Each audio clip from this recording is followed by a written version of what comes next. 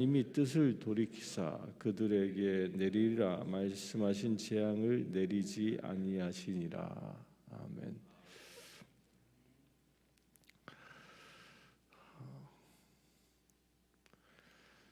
요나가 드디어 니느웨로 향합니다. 요나가 니느웨로 가라는 말씀을 들었을 때 그가 어떻게 행동했죠? 그가 니느웨로 가지 않고 다시스로 도망쳤다가 풍랑을 만나게 되고 물고기 뱃속에서 3일을 지내고 이제 다시 육지에 와서 니느웨로 향하게 됩니다. 이 요나가 그래서 니느웨에 가서 복음을 전하는데, 복음을 전하였을 때 니느웨 사람들이 어떻게 반응했습니까? 그 복음을 받아들입니다. 그걸 받아들여서 하나님의 심판이 중지되고 심판을 행하지 아니하시게 되고 하나님의 진노가 거둬지는 역사가 일어났다라는 얘기입니다. 그러니까 이 요나의 이야기는 이 전체적인 스토리는 누구를 예표하는 거라고 그랬죠? 요나의 행보를 통하여 누구를 예표한 거예요? 예수 그리스도를 예표한 겁니다. 예수 그리스도께서 세상을 구원하시기 위하여 사흘 만에 죽으시고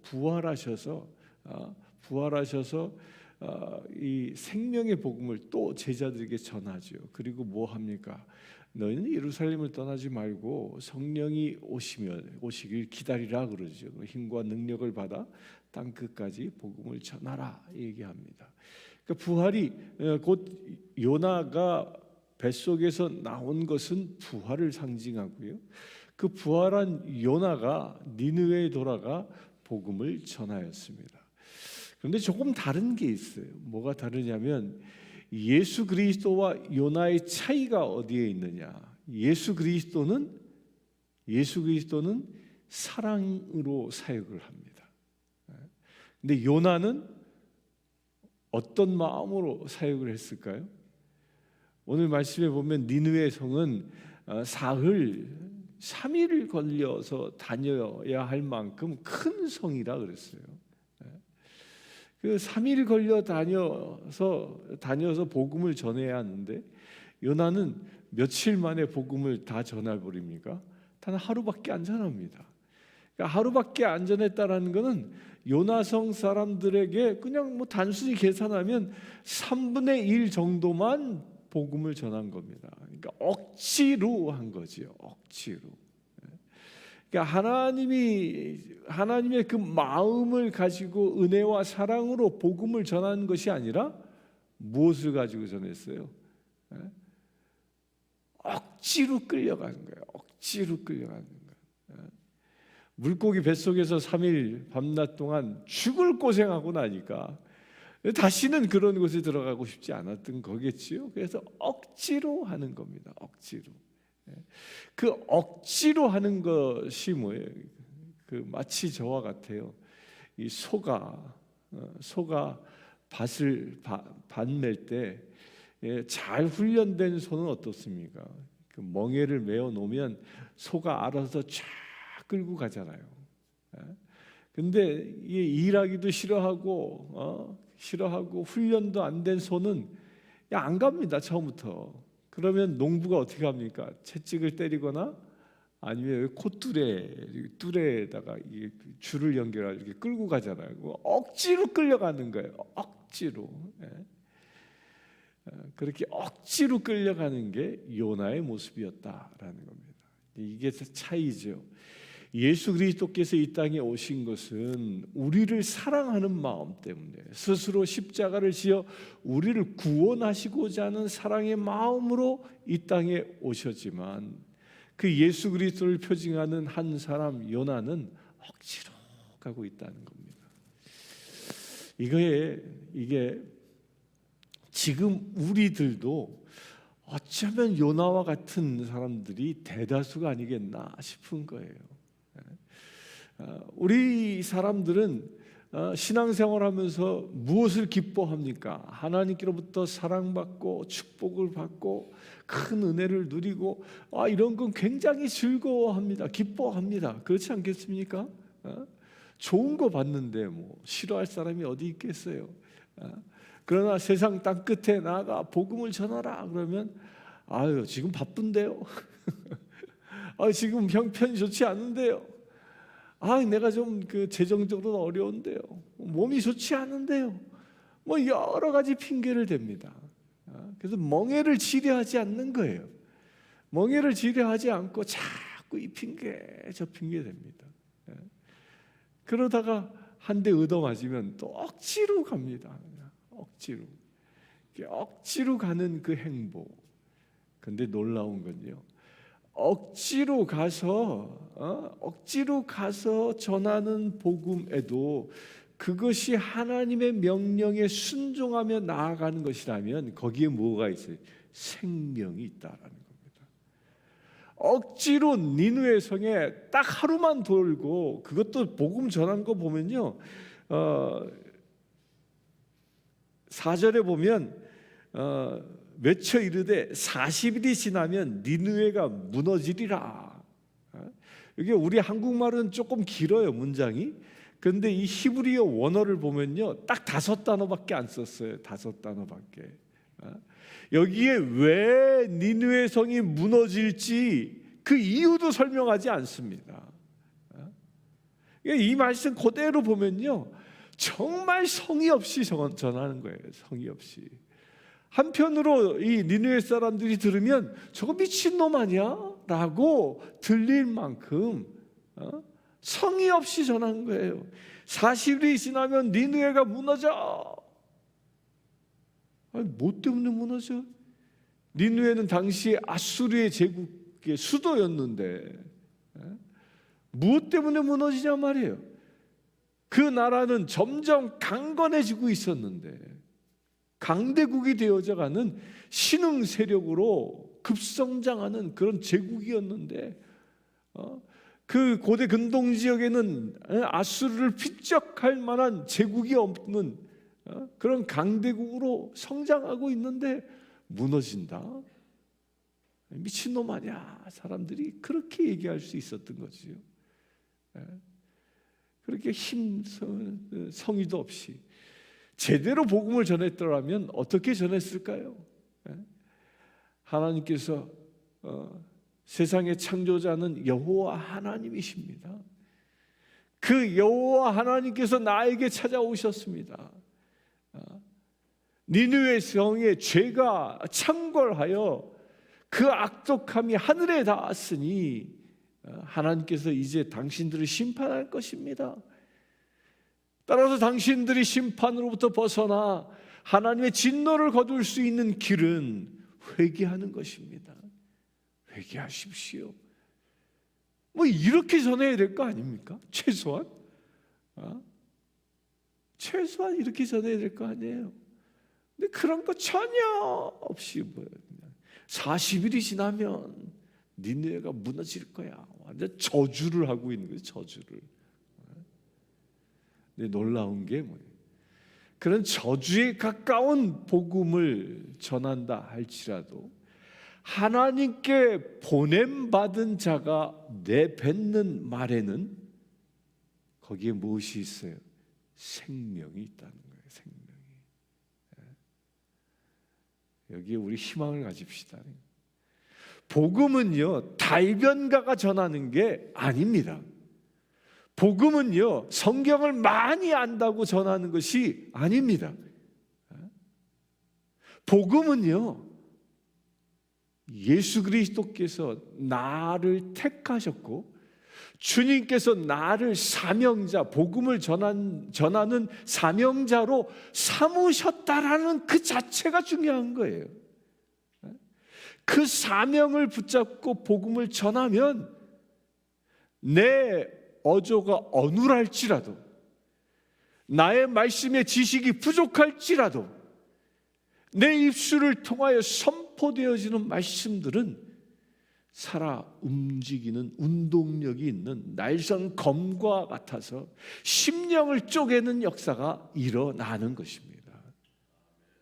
왜 그렇습니까? 나를 보내시는 분이 주님이시요, 또한 내가 그 주님의 보내심에 순종하며 나아가면 주님이 나와 동행하시기 때문입니다. 따라서 내 입술로 척박한 복음이 선포될지라도 그의 마음을 열고 그 심령을 쪼개시는 분은 누구예요? 하나님이신 거예요. 성령 하나님이 하시는 것이죠. 지금 이 니느웨 성에 그와 같은 일들이 일어나고 있는 겁니다. 요나는 억지로 40일 지나면 니느웨가 무너지리라 그냥 억지로 뭐 큰 소리나 쳤겠어요? 사흘 밤낮을 그냥 물고기 뱃속에서 그냥 소와 액 속에서 고통받았으니 뭐 여기 뭐 피부가 성하기나 하겠습니까? 오늘 우리 다음 주에 4장에 보면 뭐 햇볕에 막 그냥 죽어나잖아요. 그냥 막 넝쿨이 없어지고 나니까 막 원망하고, 그 몸이나 성하겠습니까? 막 억지로 다니면서. 그러나 아무리 적은 소리일지라도, 아무리 성의 없는 선포일지라도 거기에 복음이 실려 있으면, 주님이 주신 사명이 있으면 그 사명을 듣는 자의 귀가 열리게 되고 심령이 쪼개지는 역사가 일어나는 겁니다. 니느웨 성에 3분의 1 정도밖에, 그냥 대충 계산하면 요나로부터 복음을 들은 사람이 3분의 1밖에 되지 않았습니다.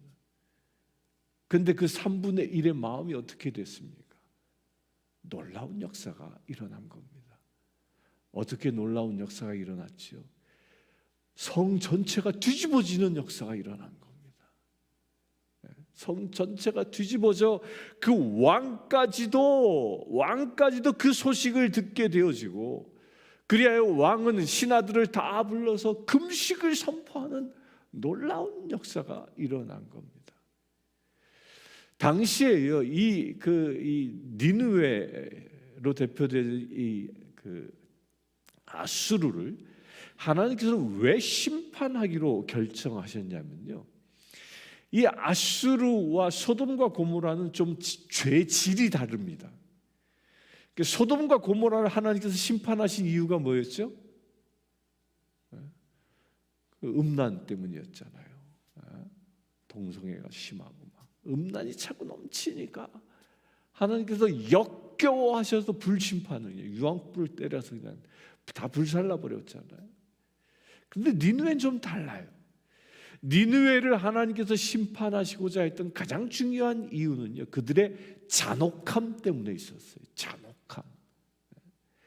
고대 근동 지역에서 수많은 제국들이 일어났습니다. 수메르부터 시작해서 수많은 나라들이, 메데, 메사 이런 나라들이 많이 생겨났었어요. 그런데 그 많은 제국들 가운데 전쟁을 통하여 타민족을, 다른 나라를 점령했을 때 그 점령한 그 민족들에게 가장 잔혹하게 대했던 족속이 이 아수르예요. 아수르. 얼만큼 잔혹하게 대했냐면요, 전쟁에서 상대 군인을 죽이잖아요. 그럼 어떻게 합니까? 칼로 쳐서 죽였으면 끝이잖아. 근데 아수르인들 그렇게 안 끝냅니다. 그 죽인 모든 군인들의 살가죽을 벗겨버려요. 이게 역사에 나와 있는 이야기입니다. 살가죽을 벗겨, 그것도 장사 치르지도 않습니다. 그걸 널려놓는 거야, 널려놓는 거야. 이 끔찍한 일을, 뭐 상상만 해도 막 그냥 끔찍한 일이죠. 육적으로는 그렇게 사람이 할 수 없는, 사람이라고 사람의 탈을 쓰고는 도무지 할 수 없는 그런 일을 아주 서슴없이 자행했던 족속이 이 아수르였던 거죠. 또 영적으로는요, 하나님께서 왜 이들을 그렇게 심판하기를 원하셨냐면, 영적으로는 이 아수르 사람들은요, 이 혼합을 즐겨했어요. 자기에게 저항하는 자는 살가죽을 벗겨 죽이었고요. 그 죽지 못해 항복한 사람들은요, 다른 민족, 다른 나라 사람들과 다 피를 섞어버린 겁니다. 섞어버린. 그리하여 북이스라엘이 아수르에 의하여 나중에 멸망하지요. 지금 요나로부터 약 한 20여 년 지나고 나면 멸망합니다. 그 멸망당한 이스라엘이 그들의 순수 혈통을 잃어버립니다. 왜? 아수르 정책 때문에. 이스라엘 사람들을 잡아다가 자기 제국 곳곳에 이주시키기도 하고, 또 다른 곳에 사는 사람들을 북이스라엘 땅에 이주시켜서 피를 다 섞어버리는 거예요. 그 피를 섞으면서 뭘 하냐? 피가 섞임과 동시에 무엇이 일어나요? 종교의 혼합이 일어나는 겁니다. 여호와를 섬기던 북이스라엘 사람들이 아수르의 그 여러 나라 민족들이 섬기는 종교와 섞여버리는 거죠. 영적으로 이렇게 영적으로 섞이는 걸 하나님께서 가증스러워했던 겁니다. 가증스러워.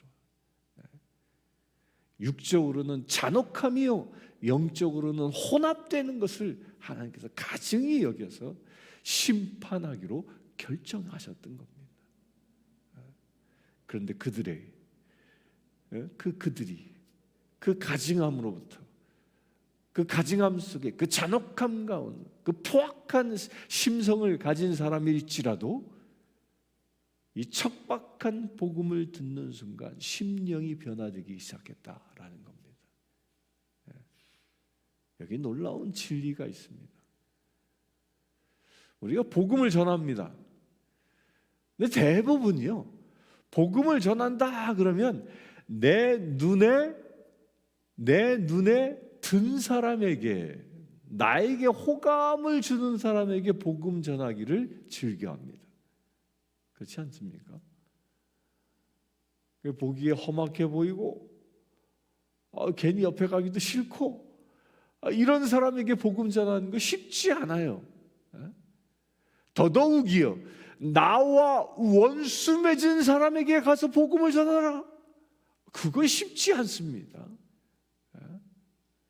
근데 주님은 나와 원수 맺은 사람이 아무리 잔혹한 사람일지라도, 나와 원수 맺은 사람이 아무리 우상 숭배에 빠져 있는 사람일지라도 그 영혼이 회개하고 돌아오기를 원하시는 것이 하나님의 마음이라는 겁니다. 주님은 그 사람조차도 천지창조 이전부터 이 땅에 살아가도록 계획하셨고, 당신의 생명을 주셔서 태어나게 하신 그 생명이기 때문에 그 한 영혼조차도 구원되는 것이 하나님의 소망이기 때문에 그들에게 복음을 전할 자를 찾고 계시다라는 겁니다. 거기에 도전될 수 있게 되길 바랍니다. 여러분들 가운데 느느웨 성 같은 사람이 내 주변에 있습니까? 쳐다보기도 싫은 사람이 내 주변에 있습니까? 내 눈에는 요나가 느느웨 성 사람을 보는 것처럼 쳐다보기도 싫고 땅을 밟고 다닌 것조차도 소름 끼칠 것 같은 그런 사람일지라도 가서 40일이 지나면 니느웨가 멸망하리라, 아주 들릴 둥 말둥한 소리로 외쳤다 할지라도 주님은 우리를 그렇게 쓰기를 원하신다는 겁니다. 누구를 위하여? 니느웨 성과 같은, 원수 같은, 죄인 중에 죄인 같은 사람일지라도 그들을 위하여. 우리 거기에 도전될 수 있게 되길 바랍니다. 이게 제가 이렇게 하고 있는 요 영대 스톨이라고 그러는데요. 이게 뭘 상징하는 거냐면 그냥 이렇게 보기 좋으라고 이렇게 하는 거 아니에요. 이게 제가 이렇게 할 때 기도하는 게 있어요. 하나님의 멍에를 달게 지고 이제 그렇게 기도해요. 이게 뭘 상징하냐? 멍에를 상징하는 거. 멍에. 짐승이 밭을 갈 때 멍에를 메고 이렇게 끌고 가잖아요. 그걸 상징하는 거거든요. 멍에를 맸을 때 하나님의 일을 할 때 멍에를 메고 내가 잘 훈련된 사람이면 그 소라면 자기가 알아서 밭을 쫙 가러 가잖아요. 그러면 주인은요 그 소가 그렇게 이뻐 보일 수밖에 없죠. 그냥 뭐 쟁기만 뚝 잡고 있으면 쭉 끌고 가니까. 근데 멍에를 메어줬는데 안 가는 거야. 그럼 어떻게 해요? 주인이 채찍으로 때리고 고투대로 잡아 끌고. 그러나 중요한 건 뭡니까? 주인이 짐승에게 멍에를 메어 줬으면요, 주인은 그 멍에를 맨 목적을 알아서 짐승이 가든 채찍을 때려서 밭을 갈게 하든 주인은 그 일을 한다는 거예요. 따라서 멍에를 맨 우리가 채찍 맞으며 할 것이냐, 콧노래를 부르며 할 것이냐는 누구의 선택이에요? 나의 선택인 거예요. 요나처럼 억지로 하는 자가 아니라 즐거움으로 행할 수 있게 되길 바랍니다. 수고하고 무거운 짐진 자들아 다 내게로 오라. 내 짐은 가볍다 말씀하셨어요. 가벼운 짐을 지며 기쁨으로 주의 일을 감당할 수 있게 되길 바랍니다. 그러면 나 좋고 주님 좋고예요. 누이 좋고 매부 좋고 하는 일이 이렇게 일어나는 겁니다. 복음을 들은 니느웨 사람들, 놀랍게도요, 그 척박한 복음을 들었는데 3분의 1의 사람들이 복음을 들었는데 그 복음을 들은 사람들의 반응이 뭐였습니까? 듣자 그들이 나머지 3분의 1의 사람들에게 복음을 전했다라는 겁니다. 야, 이게요, 부흥사들이 잘 쓰는 말이 있습니다. 노닭은 다 알을 잘 낳지 않지만 햇닭은 알을 쭉쭉 매일매일 잘 낳는다. 이게 초신자들이요 전도를 잘해요. 초신자들, 여러분들이요 죄악에 있는 사람 전도하면요 그가 알을 쭉쭉쭉쭉 낳는 역사가 일어난다는 겁니다. 내가 전도 못한다고 그럴 필요 없어요. 그 니느웨 사람들은 복음을 듣자 그것을 전했고요, 왕을 비롯한 모든 이들이 실제로 회개했습니다. 물도 마시지 않고 3일 동안 금식했습니다. 그리고 그들은 어떻게 했습니까? 하나님께 부르짖었다 얘기합니다. 그래, 하나님의 진노가 멈춰지는 역사가 일어나는 것입니다. 그 시작이 무엇이었습니까? 내가 전한 복음 때문에, 요나가 전한 복음 때문에, 그 5마디밖에 되지 않는 짧은 복음일지라도 그 복음 때문에 니느웨가 구원되어진 역사가 일어나는 것입니다. 오늘도 주님은 요나처럼 짧은 소리일지라도 주님의 생명의 복음을 선포할 사람들을 찾고 계십니다. 아니, 이 시간 예배하는 분들은 그 복음을 전하는 자로 택함 받았음을 믿으시길 바랍니다. 여러분들이 만나는 사람마다 생명의 복음을 전하여 그 영혼이 구원되어진 놀라운 역사가 일어나기를 주의 이름으로 축원합니다. 함께 기도하겠습니다. 주 아버지 하나님,